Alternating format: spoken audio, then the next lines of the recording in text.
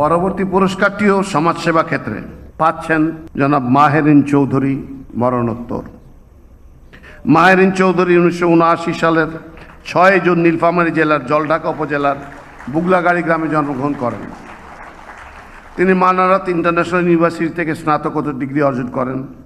2007 সালের 11 জুন তিনি milestone school and কলেজে শিক্ষক হিসেবে যোগদান করেন।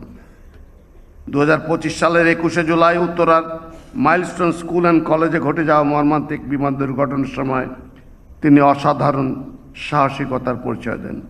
নিজের জীবনে ঝুঁকি নিয়ে তিনি অগ্নিদগ্ধ শিক্ষার্থীদের উদ্ধার করার চেষ্টা করেন এবং 20 জনেরও বেশি শিশুর জীবন রক্ষা করতে গিয়ে শেষ পর্যন্ত নিজেই অগ্নিদগ্ধ হয়ে প্রাণ হারান। শিশু শিক্ষার্থীদের জীবন বাঁচাতে মহিয়সীন মাহেরিন চৌধুরীর আত্মত্যাগ সারা দেশের মানুষকে গভীরভাবে নাড়া দিয়েছে। সমাজসেবায় গৌরবোজ্জ্বল ও কৃতিত্বপূর্ণ অবদানের স্বীকৃতি স্বরূপ মাহেরিন চৌধুরীকে স্বাধীনতা পুরস্কার 2026 প্রদান করা হচ্ছে।